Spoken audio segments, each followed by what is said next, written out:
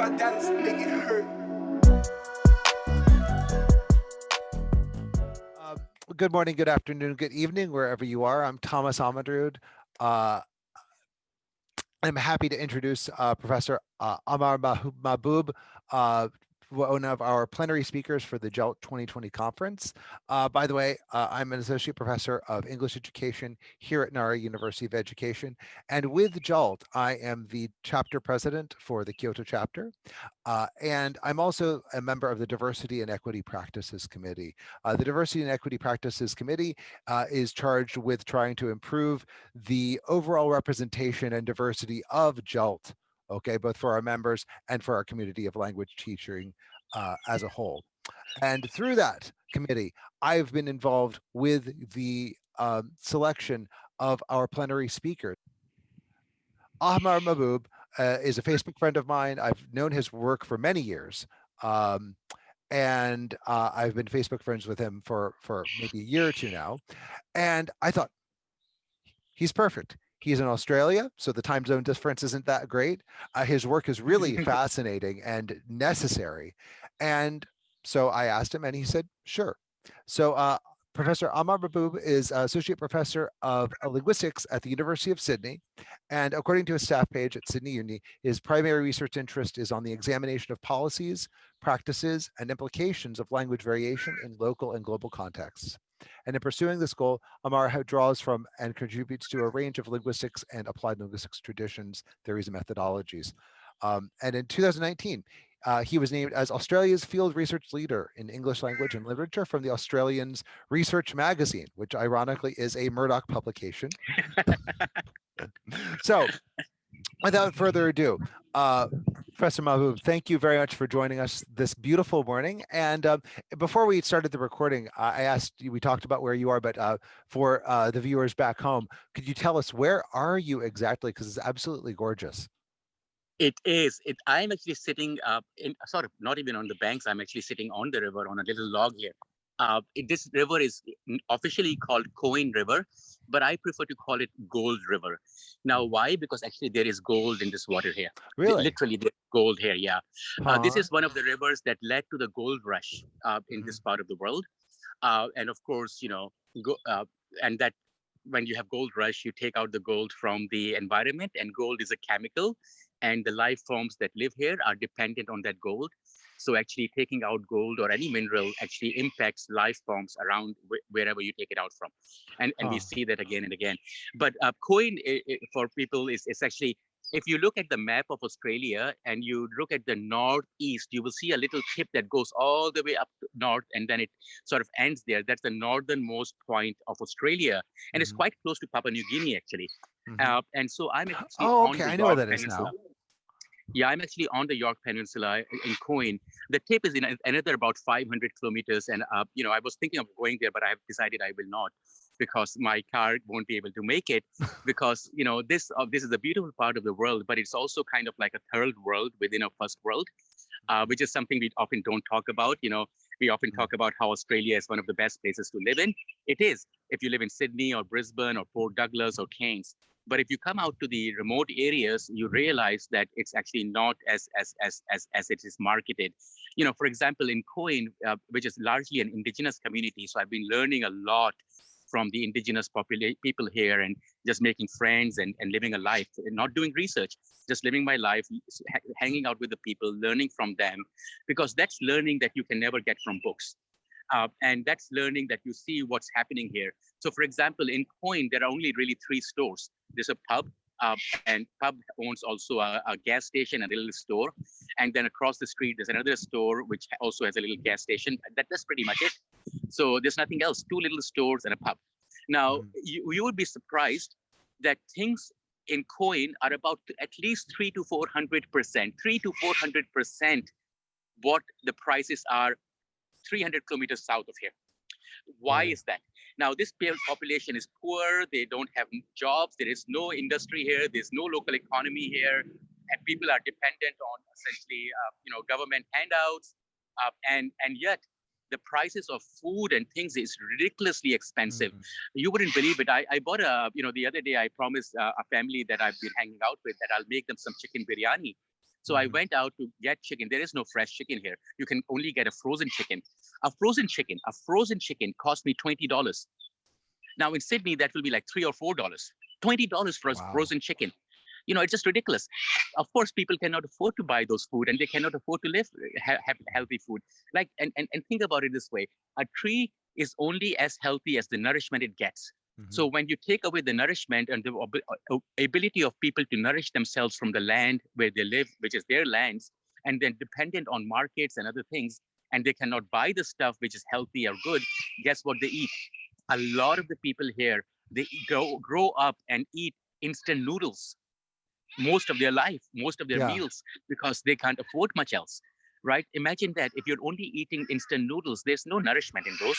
So of course the people get sick, they have problems, all those things arise because of malnutrition essentially.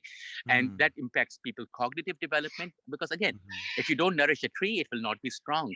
And these are observations, and this is why in a sense I live a nomadic life, because I can't learn this unless I experience it, unless I hang out with the people who are being exploited, whose lands these are. Imagine this river has gold and people here are living in poverty. How can that be? A people whose land has gold in its rivers are living a life of poverty. There's something wrong about that.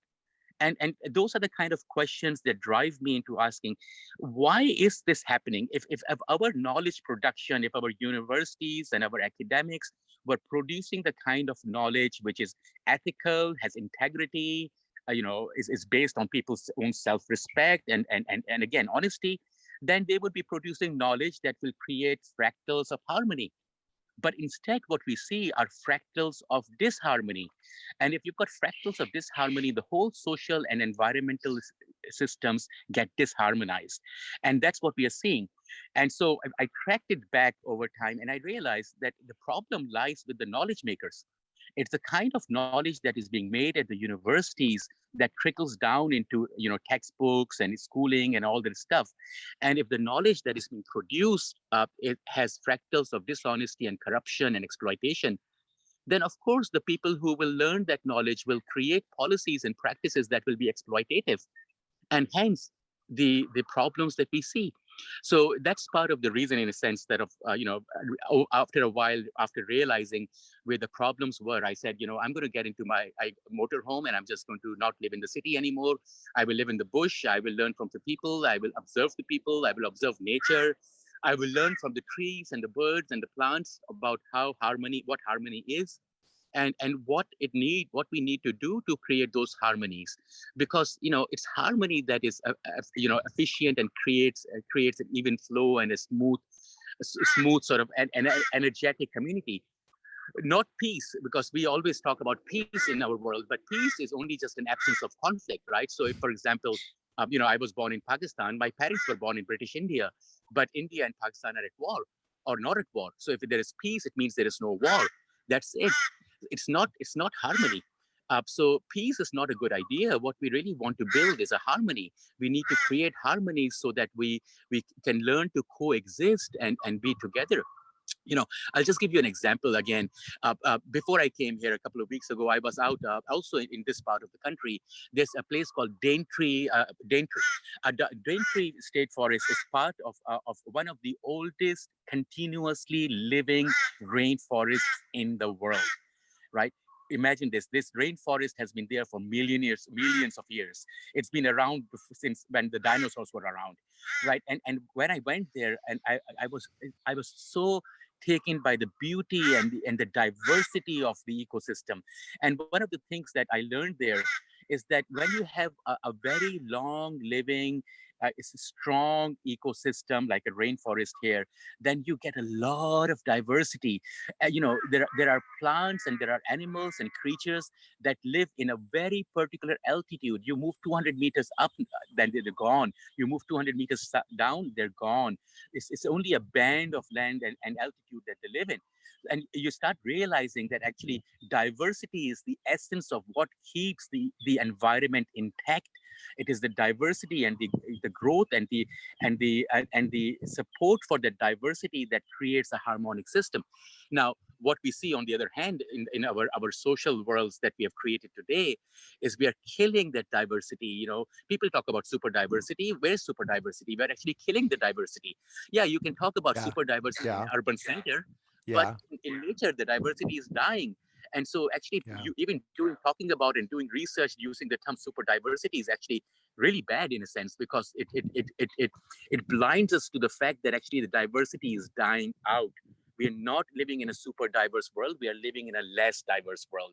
And when the diversity is reduced, the ecosystem suffers. And when ecosystem suffers, you create disharmonies. And so essentially that is part of what we are experiencing in our lives and our world today. That actually roundaboutly answers my first question, which was your nom de plume, Professor Nomad, and you really got into that into your introduction and exposition there.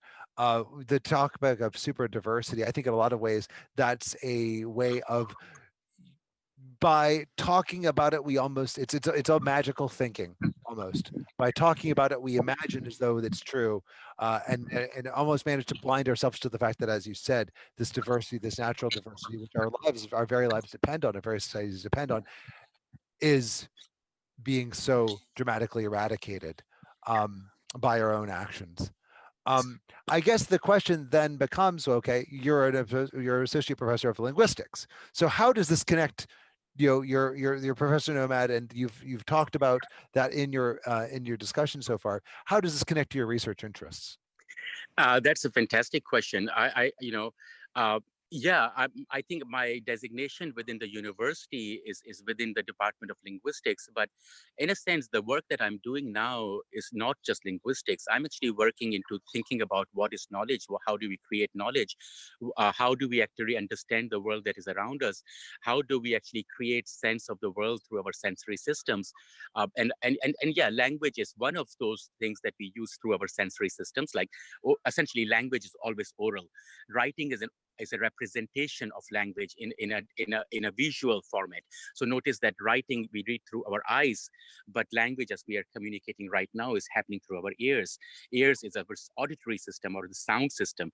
So what you see are actually that we use two different sensory systems. So to read we use eyes, but to use language we actually have to communicate orally. So I always in my work I'm very conscious of differentiating between the two. And a lot of work that I've been doing now is because I've realized that a lot of the books that we have and that we trust are actually not true. There's lots of falsehoods in it and because we are young when we are kids, and we have no choice except for to demonstrate that we have mastered or learned some stuff from a book, and demonstrate that learning through our exams. We cannot pass through our schooling, so we just through that schooling process we get essentially our gaze gets channeled and narrowed down in ways that are actually exploitative and are restrictive. And once I realized that, again, coming into it, it's like I stopped doing what I call reference-based research. So you will actually, one of the recent papers that I've actually just it's drafted, it's called Moving Forward with Education. That paper does not have a single reference. I've chosen not to write it based on any reference at all. The paper has no references. Instead, I provide evidence through observations, things that people can read and think about and observe in their own context. And through that observation, they can see whether what I'm saying is true in their context or not, because it's observational. And if I'm not correct, then that's fine, because they can then tell me that wait a second, there's a counter example in this case, which will be great, because then through those counter examples we can grow. But putting our trust into books and references where you cannot actually observe the references, you have no idea who the person is who wrote this, you don't know their intentions. And let's be honest, most of the people do academic writing not because they're actually really interested in knowledge production. They are writing these papers because they need a promotion, or they need to get some money for the papers that they write. Right, that's the motivation. If that's the motivation behind people doing research, then there's a question of integrity in the kind of stuff we do. So of course, if our integrity is compromised in our research, then the outcomes of that research and the writings that are based on those research will also not reflect integrity. And if there is no integrity and we teach and learn this stuff, then we are again going to be disharmonized, right? Yeah. So essentially, what I've done over time is I've reduced my dependency on references, and developed and trained myself to think geographically, Mhm. because geography is what is essential for human existence, because we live on land and we live in relation to the climate and the seasons and what's around us. That is what determines our existence and our understanding of the world. So I've moved away from reference-based thinking, and I moved into observational thinking and geographic thinking, and talking and writing from observations. So if you see, especially my recent series of essays in We Mountains, they're called Regaining Balance. It's a whole series of essays that I've been writing and Sorry working on. to interrupt you. We Mountains is your website. No, it is not. The We Mountains is a magazine that is published by a consortium of indigenous communities in the northern parts of Pakistan, the mountains of Okay. Pakistan, Okay. the Karakoram, the high mountains. These are the people, the indigenous people who live on between the borders of China, Afghanistan, but they're in Pakistan. So that's where they are. And can So you these are give the all website? indigenous communities. What's the website again? We mountains, like, so the mountains, because these are mountain people, and it's we, not I, but we. So it's wemountains.com. So, and I use WeMountains.com. my name Prof Nomad in writing these. Yeah. So, and it's a magazine that they publish, and I've started writing for them, because I don't want to write for academic publishers who make money out of my work, right? I mean, recently I was asked to do a collected works, which I haven't finished yet, but for part of that I had to get permissions, copyright permissions from the people who published my work initially. And you would this is not, I'm not making this up. One of the publishers asked me for $1,000 for me to republish my own work. They want me to pay $1,000 to them so I can publish work that I did in the first place. And that's like, what? It's like, wait a second. You have made money out of my work. You didn't give me a penny. You didn't do anything for me. I did all the work. You took my work. You sold it. You made money out of it, and now you want money from me. Even more money out of me. What is that? I mean, that's just so unethical. So I've sort of, if you've noticed, I've actually reduced, I haven't stopped totally, but I've drastically reduced writing for academic outlets. And instead, I've been writing a lot more for We Mountains. I've been giving a lot of talks. I've just, I pretty much do a talk somewhere in the world almost every week. And the reason is because, it's not money involved. There's no money involved. Absolutely no money involved. The We Mountains is an online resource for anybody. Nobody's charging anybody. And I write in a way that's accessible. I integrate a lot of poetry in my work, especially in the most recent essays. And my poetry is my own. And in a sense, making it in a sense what they call translingual, right? So poetry, images, text, observations, bringing all of that together, and writing these essays so that anybody can read them. And yeah, they can disagree with me, but at least they're thinking, as opposed to me writing a paper for a top journal where not everybody will read it. Essentially, only people who want to do research Well, on not the everyone topic can read it will because research on. it's behind a paywall. And yeah, and the language is so difficult, and it's all Yes. technicalized. Yes. Right. And also, so what it means that only people who are doing research on the topic that I am doing research on will find my paper and will read it, and perhaps read it and cite it, and maybe misquote me, who knows. So there's this whole thing about academic writing and writing research papers that I just don't see. There's just no point, right? Imagine just this: in the last 10 years, we probably published hundreds of thousands of research papers. If those research papers there was any much integrity in those research papers, we would be living in a beautiful world. But instead, we realize that even though we keep publishing more and more research papers, the world around is falling apart. So must be something wrong. And that's really, in a sense, where I had to move into, oh, wow, I'm sorry, I just got distracted because there's a crayfish right here. Okay, no, sure. Okay, okay. That is the beauty of being in the bush, because you're always distracted by these beautiful Right on. things that are around you. But anyway, so I realized that it's like I have to move out and I have to create alternative models so that we can actually start questioning and moving on. I never say that I'm right, because we can never be sure, but at least we need to start questioning and rethinking and thinking in different ways and finding alternatives in order for us to start moving forward. Right. And that's part of, for example, if people some of you might have seen it, yesterday I posted something on my Facebook wall where I critique Chomsky and Krashen. Why? Because, you know, if you look at Chomsky, what does he do? He separates out human language from non-human communication. By doing that, he essentially is saying that humans have language and others don't. Hey, wait a second. Come out into the bush, Noam Chomsky. Don't live in the cities. Come into the bush and hang out in the bush, and you will realize everything in nature has language. And you know, and to even think that even if you live in a city, just imagine this: if you've got a pet dog, right, you can interact with the pet dog. How? Because you're using language. How do you know what the dog is saying to you? Because the dog is using language. So I think of this. I think of a human pet interaction as a pigeon language, right? It's a pigeon language. It's a restricted code. You know, you can't express everything, and they can't express everything. It's a pigeon. So, right, what does a pigeon do? It's like, okay, for in this context, I will use this pigeon, but then I move out of it and I talk to other humans. I will not talk to other humans in the way that I talk to my dog. And the dog does the same if you observe. You know, the dog talks to us in certain ways. Dogs bark at us and all these things. But in the bush, dogs don't bark, and they don't bark with each other. They don't use barking as a means of communication all the time. They do it more with us because that's a pigeon that they have developed. And if you see how dogs interact with themselves, you will notice they do it by sniffing. First, they sniff each other's butt, right? Sniffing is this a sensory system of smell. They use a smell to create meanings and to communicate meanings. They lick, right? So when this is beautiful, but I spend time in the bush and I meet people who have the dogs. The first thing I do with the dog is I just sit down and let the dog just sniff me and lick my face all over. Why? Because by doing that, the dog is learning who I am. Because for the dog to create, makes meaning and sense, they need to smell and they need to lick, because they use taste and they use smell to create a sense of meanings.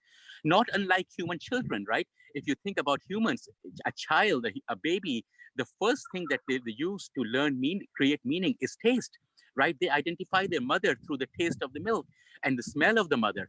That's why, you know, if you've got, if you take a young kid and you know, blindfold them and put them in a room with 7 or 8 women, the baby and the infant will also always know which one is their mother. Why? Because they're using smell, right? Not necessarily sight, because human sight doesn't develop till much later, you know, and language doesn't develop till way later, right? So it's taste and smell and touch, you know, exactly the kind of sensory systems that other beings use. And that's when you start realizing that if a dog and a human can create a pigeon, we then realize, then we go back and we say, what is a pigeon? Now, this is where I will go for a reference. I will say, okay, I have a question. What is a pigeon? I go in. I realize a pigeon is a limited code that people develop when they don't share a language. What does that mean? There is an implication here that in order to create a pigeon, one must already have a language. So if you have a language, you create a pigeon. So that means if a human and a dog can create a pigeon, that means it's not just that we have a language, but the dogs have a language. That's why they have the ability to create a pigeon. And when you start understanding this, you realize, wait a second, Chomsky's all of this work and his influence on the field and on hundreds and thousands of linguists and books that we are creating are based on an assumption that is not supported by observation. It's all based on just simply references. And that's when I say, wait a second, this needs to stop. We need to stop this. And then, you know, Krashin, he actually wrote this to me on a Facebook discussion that we had a couple of days ago. I asked him, how do you define language in your work? And he said to me, I haven't really thought about it. And I was like, wait a second, how are you doing second language acquisition when you haven't really thought about how you define language in your work? Isn't that what we teach our students as the face of the first things? You have to define a concept in the context in which you're going to use it before you use it, right? But he doesn't do it. And that's, again, why are we blindly following the references and all this stuff? Because they're being published by these big presses and being pushed to us through marketing and through academia and all this stuff. But there is no observation, there's no reality to any of this stuff. And when you start realizing that, you say, wait a second, we really need to abandon this. I mean, there's no saving it. There is just nothing to save there. We just need to abandon it. And we need to recreate from the scratch what we need to understand in a way that is not glorifying humans and denigrating other beings, but treating them with respect and equality. We are all in this world. We coexist in this world. We all have to develop that respect for each other. And once you start doing that, you realize that everything starts changing. Your whole life starts changing, because all of a sudden you've got a respect for nature and other life forms that is taken away from us because we believe in reference-based stuff. Wow. um, there's a lot I could unpack there. I some questions that I come to mind, like when you talk about the profusion of references, the profusion of papers. One of the things that immediately came to mind was the notion of producerism, of production, and and the use of references as a metric for how productive you are, and therefore how worthy you are within our current neoliberal um, time space. Time that we are living, hellscape perhaps, um, uh, and that so many of us are stuck in this treadmill of having to produce more and produce more and produce more, because that's how, as you said, your promotions, or even if you're not already in a tenured position, just your very ability to get a stable job, to get that next contract, your very ability to survive is tied to that. That's That's a right. large part of it. That's right. The other thing that came to mind was about the definition of language. And we were talking about this earlier before the recording started. And you said you're not an SFL, an systemic functional language person, but you use SFL as a tool, and Yes. as do I. And SFL comes from a different tradition of linguistics, coming out of Ferdinand de Saussure. And I was thinking, I'm taking a course by actually one of your colleagues at University of Sydney right now, Nick Rayner, um, and on the history of linguistics course, and we've been getting into Saussure and the notion of language as an arbitrary system of signs. I think the question would be, well, is that, if depending on how we define language, how does we define in what way might language be uniquely human, not to denigrate other forms of communication or other forms of small L language versus a big L language, for instance. But there are perhaps distinctions. But nevertheless, your point is still really interesting, and I wish we could get into it. But I think our audience wants to know about what you're going to talk about at at the conference. If you don't mind me um, making Absolutely. a hard transition to No, that. no. Let me just quickly say something. Certainly, though. SFL draws on Saussure, but so does Chomsky, right? Chomsky Yeah. also draws on Saussure. But they interpret it differently, Yes. and it's the different interpretation of this of Saussure that leads into different sort of theoretical Yeah. orientations. Yeah. Just a clarification there. Now, in relation to SFL, one of the SFL defines language as a socio-semiotic, as a semogenic system. That is a system that creates meanings, right? That's their basic definition, which is a great definition. But I think that is limited, because in my work that I've been doing, and that's going to lead into where we're going into, I actually define language in four interrelated ways. Drawing on SFL, I first talk about how language is a semogenic system. Then I say that language is our socio-semiotic inheritance, because we learn it from our oral language, we learn from our ancestors. And that's very important to remember, because when we disrupt people's ability to learn their language, then essentially what we are doing is we are taking away their inheritance, and that's a violation of fundamental human rights.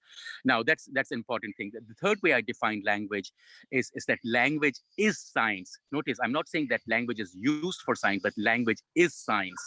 And the fourth way that I define language is that language is a complex dynamic system. That means it's always changing and moving. Now, if you put all these definitions together, you get a lot of various ways in which to move forward. But one of the important things here, I think, is in relation to language experts, is that if language is a complex dynamic system, and it's always changing and it's responding to the context, then we can't really write a grammar of language. It's a futile act, because you cannot describe language, you cannot describe all the grammatical features of language in all the contexts. So it's an impossible task.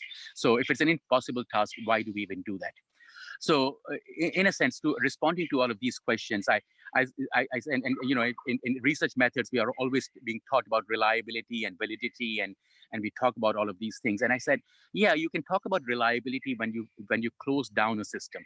So when you close a dynamic system and you make it a static system, that through that static system you can create an understanding of reliability, and when we talk about the system in relation to context, you can talk a bit about validity. But I said, wait a second, what about credibility? What about credibility? Is it actually credible? And what do I mean by credible? The key thing about credible is it bringing real benefit to the people of and other things working around. So in my work, I don't think of participants. I see them as stakeholders.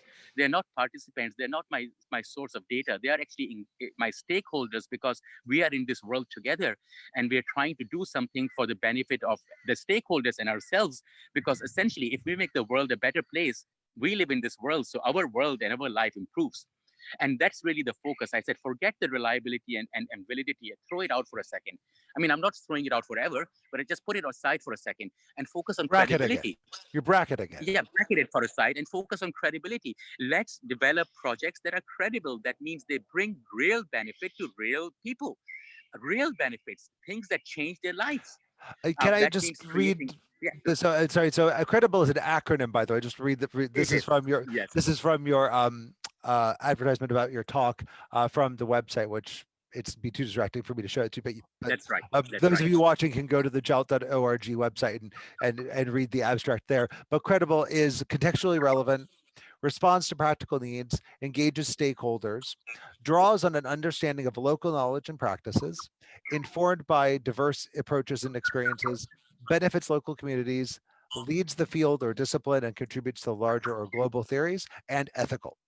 Okay, so these are some of the things that you talked about. So can you get into that a little bit more and what you'll be telling us? Yeah, I mean, I will be expanding on this during the talk, but essentially the key thing now is if we want benefit and we want to create projects, the idea then is to create resources, create policies, create procedures, create material, create economies where there are no economies by doing the work that you're doing, so that you create an economy that benefits and privileges, supports the people and the stakeholders that you're working with. Now, if you are able to do that, then we are making a real impact in the world. That for me is credible research, right? And I'll share examples of it during the talk. And actually, there's if people look at some of the stuff that I've shared on academia.edu, I've already shared tons of examples of how I and my students work to create these projects essentially out of nowhere, and create them and leave them with the community so that the community benefits from it. I'll just give you one example. I had a student who 2 years ago was working with, he's from China, and he was working with his local city council, because his city, there's a river that flows through the city and it's pretty polluted. So he and his city and they were all interested in trying to create some awareness in the population so that they can educate the people in how to reduce the pollution and the impact of their pollution on the environment. So as a part of the course that he took with me, he's designed signages, street, big signages, using socio-semiotics and using various sensory understanding of various sensory systems and how they interact with us, how we use them to create meanings. And through that, he created these designs over, with me, and then he gave them shared them with his city council, and the city actually turned them into real signages. So even now, 2 years after this student took this class with me, the signs that he produced are in the city, on the rivers, right? They still have an impact on the people, because people are seeing that signages and are being impacted and learning from them. And that's it. That's a credible project, because we've created a resource, right? And that's beautiful, because that's what we want people to be able to do. Now, in order to do that kind of work, yeah, we need to do some reading, but it's not reading that's always important. It's always it's listening. It's listening to people. It's listening to nature. It's getting your knowledge from any source, not necessarily just top tier journals or big books, but from your grandmother and your aunt and a beggar on the street corner. They also have wisdom. They also have knowledge, and sometimes it is their knowledge that can actually give us so much understanding within a few seconds that we just can never get from books. And that's part of it. So expand the sources of your knowledge before you develop your projects. And in developing your projects, the first thing I suggest people to do is look at other examples of where people have tried to do similar things. Now, when you do this, I call this a broad positive discourse analysis. Now, notice this is not critical discourse analysis. Right, it's positive. I thank you for actually telling me your questions ahead of time, because I can sort of predict them. That was the entire reason for doing so, by the way. Previewing, right? It's a macro theme. Yes, Absolutely, absolutely. So, so positive discourse analysis is a contrast to critical discourse analysis in a way. Now, I use the term positive discourse analysis. I borrow it from work by Jim Martins and others who have done what I call narrow positive discourse analysis, where they actually use Okay, I linguistic was tools wondering what, to what the analyze. distinction was. Yeah, I was wondering what the distinction was because I'm Like, aware of that term from Jim Martin. yeah. So from Jim's work and other people's work, a narrow positive discourse analysis is when you do a linguistic analysis of a text, right? Okay. You use language analysis. Now, broad positive discourse analysis is not restricted to language, but it works through the sensory systems. So understanding how all of our various sensory systems are engaged in order for us to understand something or to deal with certain things. So what I get my students and others to do is go out, look at examples of successful models, and then analyze them to see how they've used various sensory systems in different ways uh, in order to create the impact that their material has had, and learn from that, and then try to see how you can use those various similar ways of creating your own resources and your own material.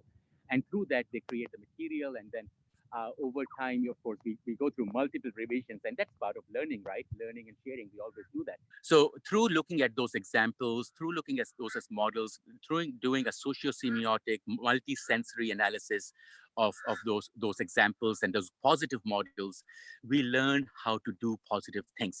Now, this is really important, and this why is one of my reasons I've stopped doing CDA, because in critical discourse analysis, we look at poor examples, or we look at bad practices, we look at problems in the world, and we analyze them. But through that, we're left frustrated because we know what the problems are, but we don't know how to move forward, how to fix them. So in a sense, you know, we don't need to do the CDA because we know what the problems are. We need to do PDA, positive discourse analysis. We need to focus on good examples. We need to look at models of material and text and processes and economies where things have improved because of the work that people have done. We need to analyze that work. We need to learn from that work, and then you integrate that learning into what we produce as resources and material ourselves.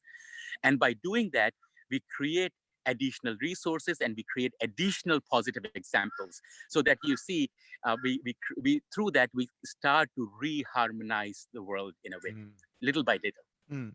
Yeah, I'm personally of two minds about PDA, both from James Martin's initial formulation, and also what you're saying. I think there's still a place for a CDA. Like, for example, the often used example, say, from Norman Fairclough of the passive voice being used to hide all sorts of crimes. How, for example, when the U.S. bombs some innocent civilians, civilians bombed, civilians were bombed, they were attacked, bombs were dropped. Okay, all hiding. But if it's some terrorists, some insurgents doing it, ISIS kills, blah blah blah blah blah. This disappearing of agency. That sort of CDA, I think, there is a need for it. But I agree with your point that we need to go beyond that, because if it's all just tearing down, and no building up, then what do we have? So I do see your point about that. So let us take this way. We know what passives do. Now, once we know that, why is it that we want our students to spend their time collecting more examples and telling us the same thing? Isn't that what they do? I mean, well, after they figured it out for themselves, because part of it is we want our students not only to read it in the book that, oh, this is what passive voice does, but actually to see it looking at discourse in the wild. Yes. So what we're doing is we're spending our time and our students' time into doing things that don't really need that much time. But it doesn't really need that much time to figure these things out. True. But once you see it. So what it means then is that we are not keeping up any time where we actually look at positive examples, because it's only by looking at positive examples that we will learn to do positive things. Yeah, I mean, with CDA, we now know, we know every time we see this that what might be happening, but that doesn't change anything. It's, because that doesn't lead to application. That doesn't lead us to creating resources that can counter that negativity. To create those resources that can counter the negativity, we need analysis of positive examples of things where things work well, where projects have brought benefit to people and the environment and other living in non-living things. That's what we want to do, because those practices and analysis of those examples will help our students as they grow through and develop their work to be able and to learn how to do good things, how to create the positive examples and things. And once they learn how to do it, once they graduate and do go out into the world, that's what they will take with them, an ability to create positive things by being able to analyze positive things, right? That means that we are actually enabling our students to do things where what they do contributes to a betterment of our lives and our environment, right? So that's why I would so again I would put CDA into a bracket, just like I would put reliability and validity into a bracket. Yeah, it's interesting, but we don't need to do it right now. We've got enough of it. We Yeah, know it enough. yeah. It seems like at least with CDA though, it's more of a dialectical opposition that they bounce off each other. Okay. I wanted to ask though, finally, about subaltern linguistics. Yes. Okay, you've touched on this in already, but that's a term you've often frequently used in your academic and your work, say on We Mountains and elsewhere and social media. Can you say what is that, and how is it relevant to teachers and learners of English and other foreign languages in Japan and elsewhere in East Asia? Uh, Subaltern linguistics, as I said, once I started realizing that, what most linguists are doing without defining language is not helpful, it's actually counterproductive. Then I said, wait a second, we need to do something else. We need to create a practice, not a theory, but a practice. And I use the subaltern term for multiple reasons. There's not just a single reason. But the key idea, and I write about this every time I write about subaltern linguistics is not a theory. It is action, it is practice. So as our colleague, and mentor Kumar wrote in one of his papers when I was editing TESOL Quarterly, the subaltern can speak, but can the subaltern act? And that question stuck in my head. I said, yes, we can act. We can act if we don't get stuck in the theory and create practice. So essentially, that's why I keep defining subaltern linguistics as practice. Do things, create things, make things. Now we can adapt that idea into anything we are teaching. It doesn't matter what subject or where, right? So if you're teaching in Japan and you're working in Japan, I've got students who are from Japan, and one of the things I've realized that is people love the nature, but they actually don't always have a lot of information about the native trees, the native flora, the native fauna, the kind of birds, the migratory birds. They don't know the names of the birds and the trees around them, right? Why don't we spend time, if you could be teaching English, get the students to learn about those trees, learn about those plants, then ask them to create informatics, right? Infographics. And an infographic is a translingual text where you've got image, you've got text, and you write with the purpose of education, educational purposes. And then once you start developing these designs and infographics, and you get some good infographics, you can connect with the environmental groups, the local governments, and other people, and see if you can have those infographics turned into actual signages in the national parks, in various tourist areas, where it's designed socio-semiotically, so it's not all text heavy, but it's engaging, it's educational, and it has a positive influence on people so that they become more conscious of what they need to do in order to help the environment. Right? You can develop that kind of material in your class. There's no reason why you can't. Essentially, all you do is you don't focus as much on grammar and stuff, and just focus on what it is. What are we going to create? Okay, let's create this. Let's learn about the birds here. Let's learn about this. Now, when we're doing this, some of that knowledge might not even exist in English. So we say, all right, let's look at Japanese. Let's look at Japanese knowledge, and then use that knowledge, combine it with your knowledge in English, and then bring that together so that we can create those resources.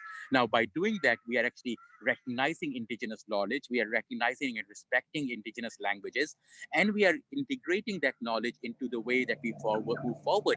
And remember, this key thing, we are producing resources, we are producing things, we are creating things that don't exist, and we are creating those things in a way that will actually help everybody. So you can see how this is directly relevant, not just to Southeast Asia, anywhere. You can just do it in any class. I mean, in a lot of my nomadic life, that's actually what I'm doing. Recently I just updated my Facebook cover picture, and I wrote on it, I think I said, a nomad's life. always learning, always sharing. That's a nomad's life. It's always learning, always sharing. And notice I don't use the word teaching. I will stop using the word teacher for myself, because I think teacher is has a hierarchy. I see that I'm a sharer, and sharing is mutual. So if I share with you, you share with me, which means I learn and you learn and we learn. So which is means that we all grow together, and so that's sort of coming in my nomadic life again in a sense. I just this morning I spent this, because I mean I wasn't actually parked here. One of the people, one of the families that I've been hanging out, they actually insisted that I don't stay at this campground by the river, but in park my motorhome in front of their home, Mhm. so that I'm part of the community. So for the last 3 nights, I actually park in front of their homes, which means that everybody, it's a small town, everybody knows there's a guy named Amar, and he's a teacher and he's staying there. So this morning I was just getting ready. I was just about to go take a shower, and I see this guy walking around, and I know him. His name is Kevin, and Kevin Lawrence. And Kevin came over, and he sat there with me for an hour and a half. We were just chatting, and through that chatting, through that sharing, I learned so much. And I hope he might have learned a few things. And that's mutual sharing, right? And it's the sharing that creates that understanding, and it creates that harmony, because through that we can all move forward. The idea that we can teach something is kind of oppressive, because it means that we as teachers know and the people who are we teaching don't know. It creates a hierarchy, and I think that hierarchy is not necessarily a good thing. So I'm sort of stopping to even use the word teacher in a Mhm. lot of my work, because of this learning that I'm experiencing right now. And the learning I've had from Kevin. I mean, Kevin Lawrence is such a wise man. uh, and he told me something. He asked me this question. What can you never give to what can you not give to greedy people? And I didn't know the answer. And then he told me, you can never give enough to a greedy person. And I said, you know what, you're so right. And this is about 3 nights ago. We were just chatting, and then we left, and I was like, all night I couldn't really sleep because of what he had said. And in the morning, inspired by his wisdom, I wrote a poem. It's on my Facebook wall page and, I and read other that. places, Yes. right? And I turned that little conversation, and not just that conversation, but other conversations that I have had with elders and youngsters of the community, and I turned that into a little poem, where we can all share. And I this morning when Kevin came, I read the poem that I had written based on his words. And this guy Kevin had tears in his eyes. He said, "You phrased what I wanted to say always so beautifully. Thank you." And I said, "No, no, Kevin, thank you." Right? Where does that come from? Kevin is never went to school. His father and his grandfather were chained by the English in this land right here, and walked out of here hundreds of kilometers. And that's how he lost his land and his language. This is Kevin. He had no education. He didn't go to school. He's a poor man. He's younger than me, but he looks older than me, right? Why? But this man, he's spent time in prison. Many people, he's the kind of person, like many people will say, "Oh, don't spend time with him. He can be violent. I can see that, but not with me. Why? Because I respect him. He respects me. I learn from him. We'll share learning. And I'm not a teacher. I don't have that arrogance that I can teach you something. I take that arrogance away from me, because the idea of teaching gives us that arrogance, that as teachers, we have something they don't. And once you take away that arrogance, it just makes you humble, and you all of a sudden realize that Kevin is my teacher.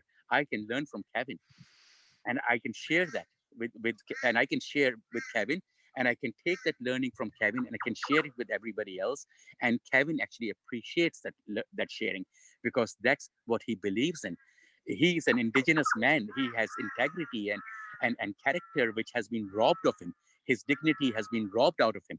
That's why he's weak. He's not weak because he's not a capable man, and he's not a wise man.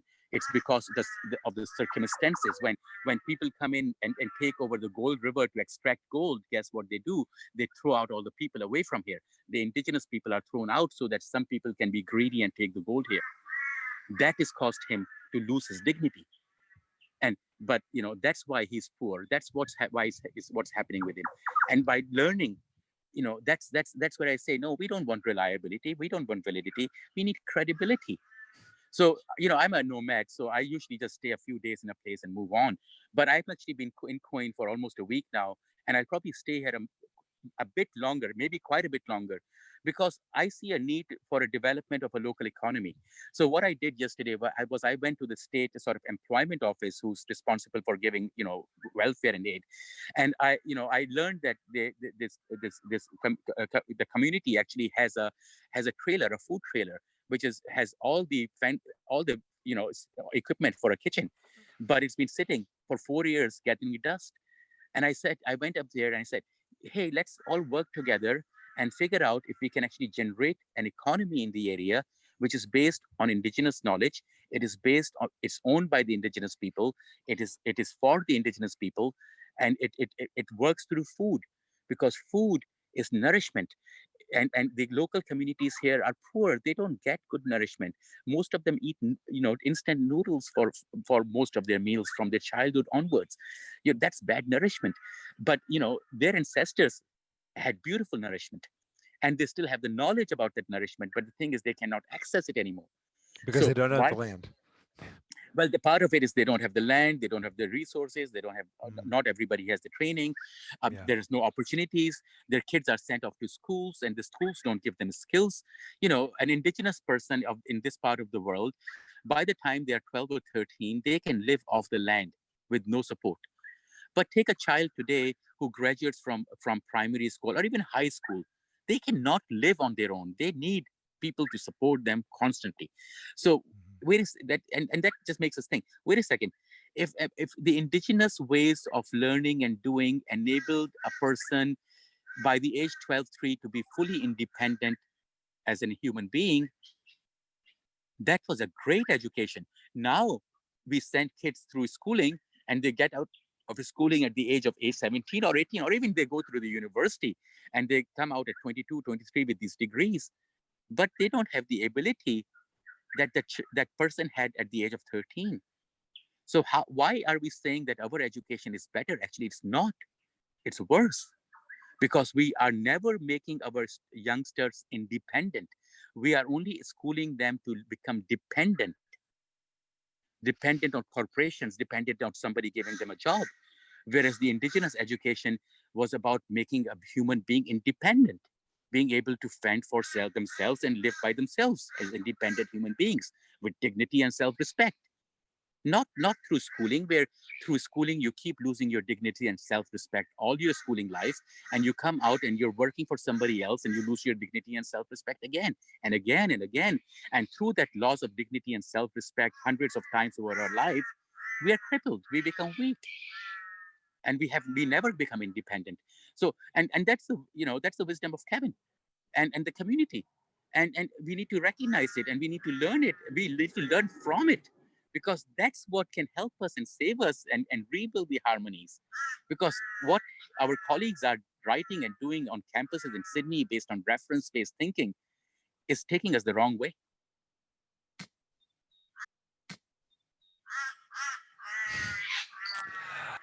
That feels like an end, and I know we've been talking for about an hour. I did want to. Wow.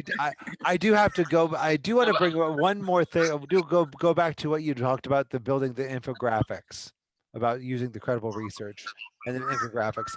And one thing that I thought as you were saying that, okay, our students bring their knowledge in, and they get this knowledge from, for instance, in Japan, if they have to use they have to use knowledge in Japanese to bring it into English, of course, or they have to create knowledge because maybe that knowledge doesn't exist in either language. But to create an infographic is not just something that people just know inherently. That's a genre, right? And that's where the teacher, as a sharer of knowledge, can come in and direct them through, for example, a genre-based pedagogy or other model, whatever pedagogy you want to take, but pedagogic model you want to take to scaffold the students into that ability to construct the knowledge. Wouldn't you say? Yes. To a degree, I would. but I wouldn't prescribe any pedagogy, because I think pedagogy has to sort of come with the territory as well. Okay, Uh, but the you know, teacher's job as the sharer's job, if we want to change it, the teacher as the sharer, their job is to take that, is to give that ability, to help the students develop that ability from the context that they are in, to take that knowledge that they are developing and bringing in, including some references if necessary, to actually create texts that are socially useful and meaningful. let me answer this question in a very indirect way. Uh, in an indigenous culture community, whether it's here or anywhere else, teachers are doers. You will not learn something from somebody who doesn't know how to do it themselves. If I want to learn how to be a carpenter, I will apprentice to a carpenter, which means the carpenter knows what they're doing. And through that, let's talk about the teaching learning cycle. We will look at the models. There will be deconstruction of those models because the expert knows what they are doing. They will tell us what they're doing. There will be joint construction where we're given a small task over, and then the task become more complex over time. Jointly done, joint constructions, and then over time we will become our independent, gain our independence, and we become a carpenter. And then through practice and practice, we become experts, and then we train other youngsters, right? So, and in an indigenous way of thinking about education, it's always a doer who is a teacher, right? So, coming bringing this back to your question, now, if we want to teach somebody how to make infographics, we need to be able to do infographics ourselves. We need to know how to make them. We need to be able to make them. Now, that's where the tricky thing comes in. The genre pedagogy, yeah, I respect it in certain ways, but if the people who are teaching us through a genre pedagogy don't have expertise themselves in the genres that they're teaching, then what are they teaching? And how will the learners learn it? Because the students and young people, and we all learn through observation and engagement, not just by words in a book or a pedagogy. We need the models. We need the teachers to be able to model what they are teaching. If they are unable to model and demonstrate what that the students need to do, the students will not get it, right? So it's an indirect answer. So in a sense, what I'm saying is that pedagogy doesn't matter. What matters is that teachers need to be experts in what they are teaching, right? So think about it this way. So many people teach research writing, but they can't write a research paper themselves. If they cannot write research papers, they can't publish research papers, then what are they teaching? And how will their students ever learn? We're just wasting everybody's time, including our own. So learn to become an expert, learn to become a model. Being a model demonstrates to your students that you can do, and through that observation, they will learn to do. That's it. Now, once they've learned to do, yeah, you can create an infographic, but then your assignment can then be, can you write a report on what you did? Report on what you did. Now, this is literacy. They're learning how to write a report, but this report is based on experience. Now, when you're writing from experience, writing is an easy task. But when you're writing from references that you don't even really understand, it's an incredibly horrible and difficult task. That's why people can't do it. Whereas my students, when they've done the projects, the writing of the reports is the easiest thing because all they are doing is telling me what they did. It's from their experience. Guess what? There is no plagiarism. How can you plagiarize? How can you plagiarize You experience? can't plagiarize a recount. Yeah, I see my point. You can't plagiarize experience. I don't have problems with plagiarism as opposed to my colleagues because they're doing it from experience. Now, why are they doing it from experience? Because I modeled it to them. Before I started teaching all of this, I've been doing this myself for years and years and years. The very idea of free linguistics conference and the evolution of the free linguistics conference, which has evolved in so many different ways, and now it's transitioning into a different dimension altogether, which is something I'm working on at the moment. But that is a model of how I've done it. I've created economies where they didn't have economies, right? So I've worked with people and colleagues in Malaysia, in Malacca, to create an economy out of indigenous language, where the indigenous language actually generates an economy for the local communities. And that means that the indigenous community, through their creating that economy through their language, now have more confidence in their language. Their children want to learn the language because there is an economy in that language. I've done that sort of stuff. So now I've experienced it. And that's why I'm here. I want to generate another economy here if I can, if they will allow me to, and if I can work with them, I want to do that, because that's where I am doing things. I'm constantly doing things, and through my own doing, I'm teaching. So I can talk about the credible, I can talk about the PDA, broad PDA, I can talk about subaltern, because I'm doing that. I'm creating the practices, I'm creating the material, right? I have to do it, because if I don't do it, why will anybody trust me? They shouldn't. If I cannot do what I tell them that they should do, then they should not trust me. If I tell you to do something and I'm not doing it myself, please do not trust me. If I tell you to do something, if I told you not to do something and I'm doing that, don't trust me. It's only when you see that my actions and what I'm saying are matching each other, then you can start building your trust in me. And the moment you see that my actions and what I'm saying are disconnected, lose that trust in me. That's the key thing. And that just goes back to your question. Become the models, become the experts that you want your students and your youngsters to model. Professor Mahboob, thank you very much for your time. By the way, I had forgotten that you're one of the founders of the Free Linguistics Conference? Yeah. Okay, Yeah, thank you. That's where I first knew your name then. All right. Well, I'm going to close this now. After we finish the recording, I have a few more questions for you. But thank you very much for your time. Again, Professor Ahmar Mahboob, just to advertise, blatant advertising text. Professor Mahboob will be speaking at 8:15. These are all Japan times, by the way.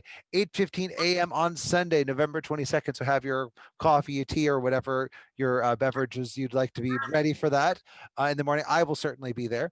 And then also you're going to be talking about broad positive discourse analysis, excuse me, on Friday, November 20th from 12 p.m. Again, all times are in Japan. So again, thank you very much for your time, sir. Have a wonderful day out in the bush, and I look forward to seeing you in November. A day of learning and sharing. Okay. A day of learning and sharing.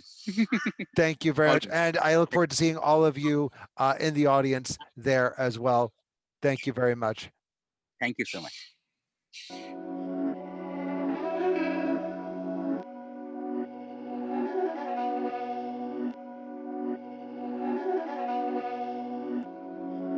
Beats by Dallas, make it hurt.